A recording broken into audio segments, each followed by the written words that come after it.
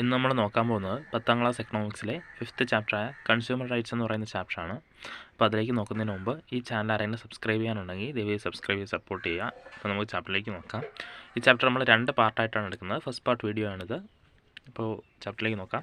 The collage you see below contains some news clippings of Consumer Dispute Redressal Commission verdicts. Why did the people go to these organizations in these cases? These verdicts came about because some people persisted and struggled to get justice.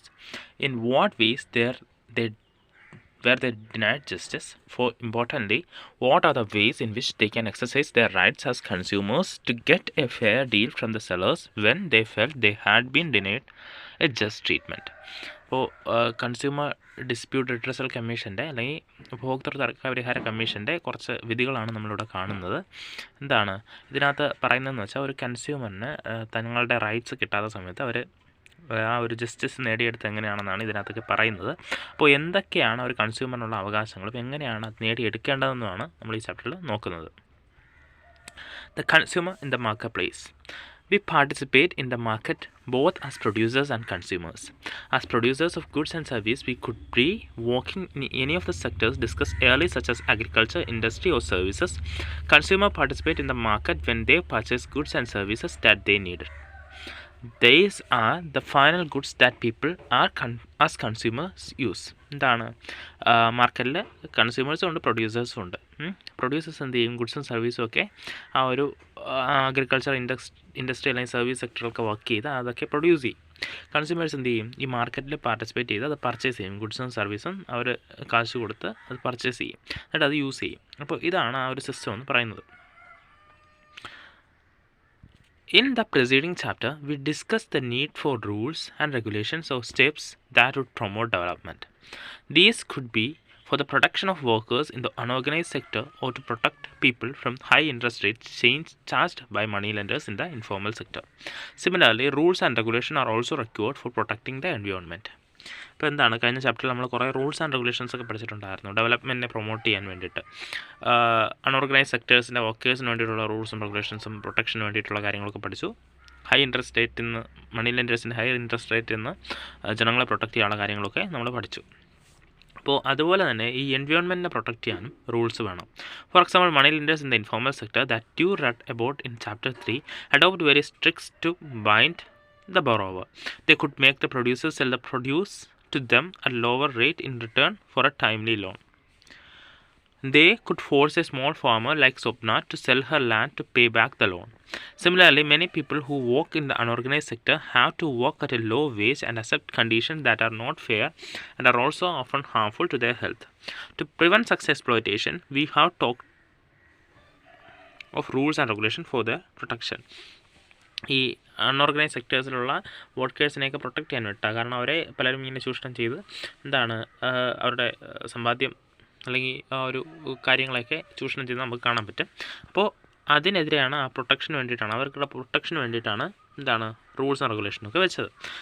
There are organizations that have struggled for long to ensure that these rules are followed.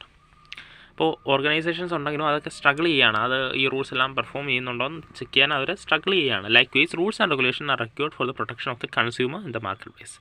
അതുപോലെ തന്നെയാണ് ഈ മാർക്കറ്റിലുള്ള കൺസ്യൂമേഴ്സിൻ്റെ rights protect ചെയ്യാനും rules and regulations വേണം. Individual consumers often find themselves in a weak position.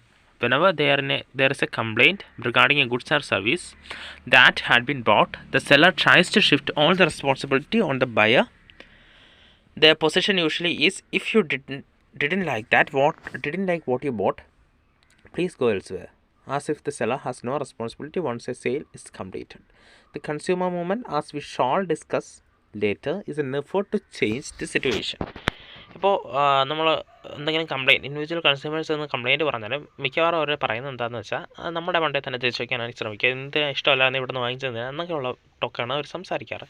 അപ്പോൾ കൺസ്യൂമേഴ്സിൻ്റെ right protect ചെയ്യണത് ഒരു അത്യന്താപേക്ഷിതമായ ഘടകം തന്നെയാണ്. Exploitation in the market place happens in various vase. For example, sometimes traders indulge in unfair trade practices such as when shopkeepers weigh less than what they should, or when traders add charges that were not mentioned before, or when adulterate or defective goods are sold.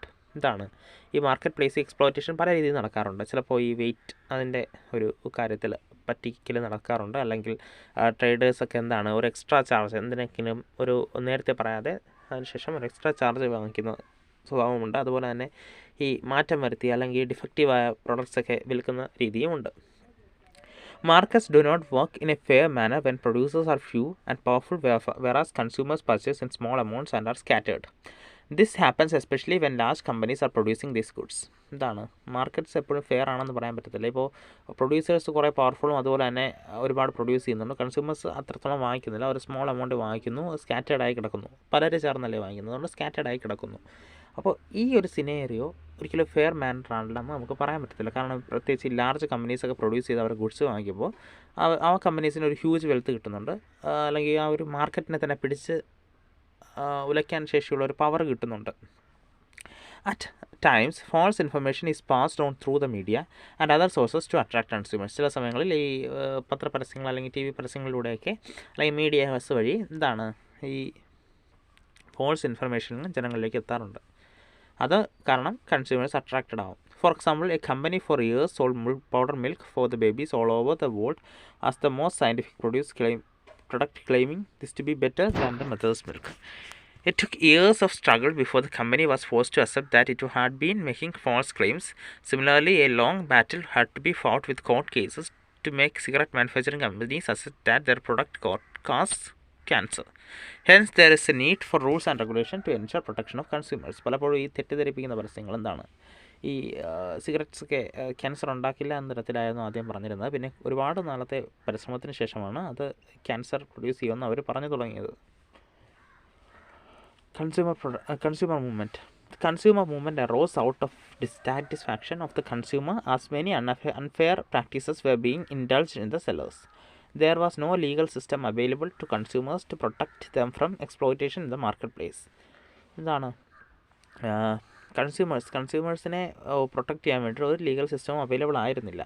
ഒരുപാട് കാലങ്ങൾക്ക് ശേഷം for a long time when a consumer was not happy with a particular brand or product or shop, he or she generally avoid buying that brand product or would stop purchasing from that shop. ഇപ്പോൾ ഒരു കൺസ്യൂമറിന് ഒരു product ഇഷ്ടപ്പെട്ടില്ലെങ്കിലോ അല്ലെങ്കിൽ ആ പ്രൊഡക്റ്റിൻ്റെ quality മോശമായെങ്കിലോ ആ ഒരു കട ഇഷ്ടപ്പെട്ടില്ലെങ്കിലോ കൺസ്യൂമറിന് പിന്നെ ചെയ്യാൻ പറ്റുന്ന കാര്യം എന്ന് വെച്ചാൽ പിന്നീട് അവിടെ പോയി വാങ്ങാതിരിക്കുക എന്നുള്ളത് മാത്രമേ ചെയ്യാൻ പറ്റുള്ളായിരുന്നു.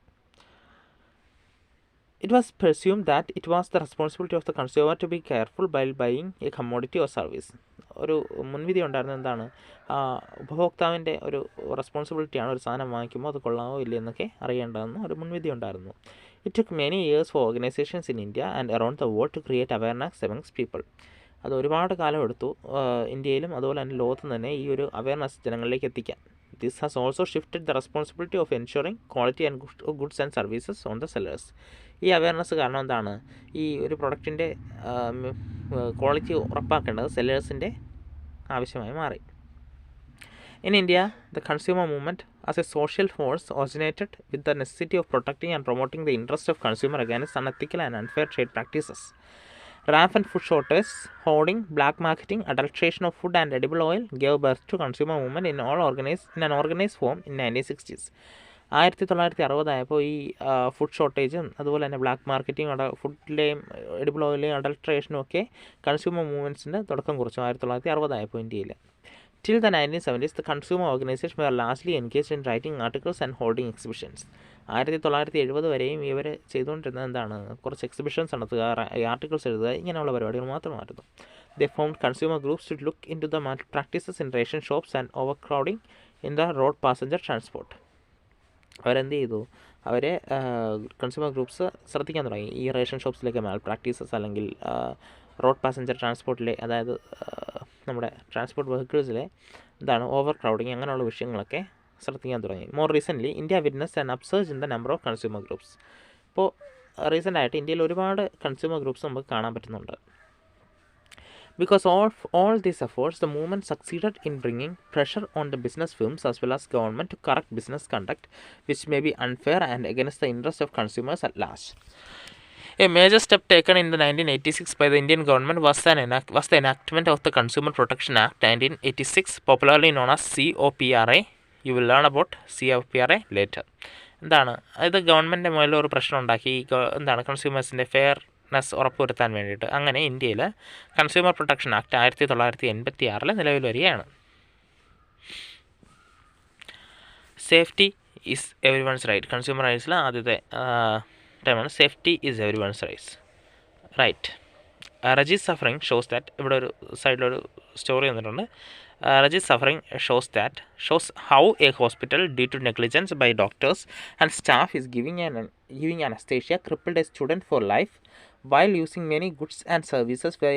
We as consumers have the right to be protected against the marketing of goods and delivery of services that are hazardous to life and property. Producers need to strictly follow the required safety rules and regulations. എന്താണ് ചിലപ്പോൾ ഇവിടെ ഒരു issue വന്നിരിക്കുകയാണ്. അതായത് ഒരു medical ഹോസ്പിറ്റലിൽ ഒരു anaesthesia കൊടുക്കുന്നതിൽ നെഗ്ലിജൻസ് കാരണം ഒരു സ്റ്റുഡൻറ്റിനെ പറ്റിയ ഒരു പ്രോബ്ലമാണ് അവിടെ കാണിച്ചിരിക്കുന്നത്. അപ്പോൾ അതിനകത്ത് പറയുന്നത് എന്താണ്, ഒരു ഹസാഡസ് ആയ അല്ലെങ്കിൽ ഒരു ഡേഞ്ചറസ് ആയ ഒരു സാധനം ഉപയോഗിക്കുമ്പോൾ എന്താണ് അതിൻ്റെ സേഫ്റ്റി മെഷേഴ്സ് അത് ensure ചെയ്യപ്പെട്ടിരിക്കണം.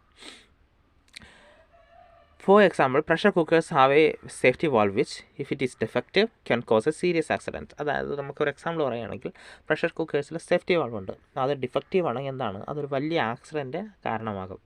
The manufacturers of the safety valve have to ensure high quality. അതുകൊണ്ട് തന്നെ ആ സേഫ്റ്റി വാൾവ് അതിനകത്ത് ഏറ്റവും ക്വാളിറ്റി ഉള്ള സാധനം ആ സേഫ്റ്റി വാൾവ് ആയിരിക്കണം. കാരണം അതില്ലെങ്കിൽ അല്ലെങ്കിൽ അത് ഡിഫക്റ്റീവ് ആണെങ്കിൽ ഒരു വലിയ അപകടമാണ് ഉണ്ടാകാൻ പോകുന്നത്.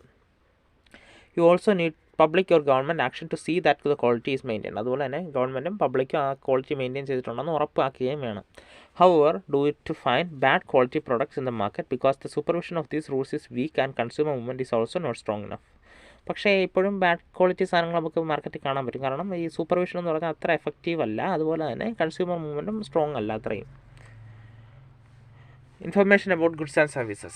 When you buy any commodity, you will find certain details given on the packing.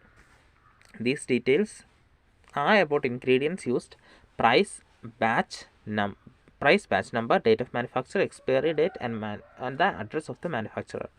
When we buy medicine, on the packet you might find direction for proper use and the information relating to side effects and risks associated with the usage of the medicine. When you buy garments, you will find information on instruction for washing. അപ്പോൾ എന്താണ് information, അതിനകത്ത് ആ ഒരു പ്രൊഡക്റ്റിൽ information വേണം. നമ്മളിപ്പോൾ ഒരു സാധനം വാങ്ങിക്കുകയാണെങ്കിൽ, ഒരു പാക്ക്ഡ് സാധനം വാങ്ങിക്കുകയാണെങ്കിൽ അതിൻ്റെ പ്രൈസും ഇൻഗ്രീഡിയൻസും ബാച്ച് നമ്പറും മാനുഫാക്ചറിൻ്റെ ഡേറ്റും എക്സ്പയറി ഡേറ്റും മാനുഫാക്ചറിൻ്റെ അഡ്രസ്സ് ഉൾപ്പെടെ കാര്യങ്ങൾ കാണും. ഇനി ഒരു മെഡിസിൻ വാങ്ങിക്കുകയാണെങ്കിൽ അതിനകത്ത് എന്തൊക്കെയാണ് സൈഡ് എഫക്ട്സ്, എങ്ങനെ പ്രോപ്പറായിട്ട് യൂസ് ചെയ്യാം എന്നുള്ള കാര്യങ്ങളൊക്കെ കാണും. ഒരു ഡ്രസ്സാണെങ്കിൽ അതെങ്ങനെ പ്രോപ്പറായിട്ട് വാഷ് ചെയ്യാം എന്നുള്ള ഇൻസ്ട്രക്ഷൻസും കാണും. അപ്പോൾ ആ ഒരു ഇൻഫർമേഷൻ കൺവേ ചെയ്യണം. Why is that real? Why is that rules have been made so that the manufacturer displays this information? It is because the consumer have the right to be informed about the particulars of goods and services that they purchase. ഇതെന്തിനാണ് ഈ ഒരു ഇതിൽ വെക്കുന്നതെന്ന് വെച്ചാൽ, ഈ ഒരു information ഇതിനകത്ത് ചെയ്യുന്നതെന്ന് വെച്ചാൽ എന്താണ്, ആ ഒരു കൺസ്യൂമറിന് അതിനെക്കുറിച്ച് അറിയാനുള്ള അവകാശമുണ്ട്. Consumers can then complain and ask for compensation or replacement if the product proves to be defective in any manner. അപ്പോൾ ഈ പ്രൊഡക്റ്റ് എന്തെങ്കിലും ഒരു ഡിഫക്റ്റീവ് ആണെന്ന് കണ്ടാൽ കൺസ്യൂമറിന് എന്ത് ചെയ്യാൻ പറ്റും, അത് റീപ്ലേസ്മെൻറ്റ് ചെയ്യാനോ അല്ലെങ്കിൽ കോമ്പൻസേഷനോ അപേക്ഷിക്കാൻ പറ്റും. For example, if we buy a product that finds defective well within the expiry period, we can ask for a replacement. ഇപ്പോൾ എന്താണ്, നമ്മളൊരു പ്രൊഡക്റ്റ് വാങ്ങിച്ചു, അത് എക്സ്പയറി പീരീഡിന് മുമ്പ് തന്നെ ഡിഫക്റ്റീവ് ആയിരുന്നു. ഇപ്പോൾ എന്ത് ചെയ്യാൻ പറ്റും, നമുക്ക് റീപ്ലേസ്മെൻറ്റിന് ആവശ്യപ്പെടാൻ പറ്റും. If the expiry period was not printed, the manufacturer would blame the shopkeeper and will not accept the responsibility. ഇപ്പോൾ എക്സ്പയറി ഡേറ്റ് പ്രിൻറ്റ് ചെയ്തില്ലെങ്കിൽ എന്ത് ചെയ്യും, മാനുഫാക്ചർ പറയും ഷോപ്പ് കീപ്പറിൻ്റെ ഉത്തരവാദിത്തമാണ്. കാരണം അത് നേരത്തെ കൊടുത്താണ്, അയാൾക്ക് വിൽക്കാൻ പറ്റാതെ അത് അവിടെ ഇരുന്നിട്ട് ലാസ്റ്റ് വേറൊരാൾ വന്നപ്പോൾ സമയം താമസിച്ചു അയാൾ കൊടുത്തതാണെന്ന് പറയും. അപ്പോൾ എന്താണ്, അത് ഷോപ്പ് കീപ്പറിൻ്റെ റെസ്പോൺസിബിലിറ്റി ആവും. അപ്പോൾ അതിനെ ഒഴിവാക്കാൻ വേണ്ടിയാണ് ഈ എക്സ്പയറി ഡേറ്റ് കൃത്യമായിട്ട് വയ്ക്കുന്നത്. ആരുടെ റെസ്പോൺസിബിലിറ്റി ആണെന്ന് കൃത്യമായി തിരിച്ചറിയാൻ. If people sell medicine that have expired, severe action can be taken against them.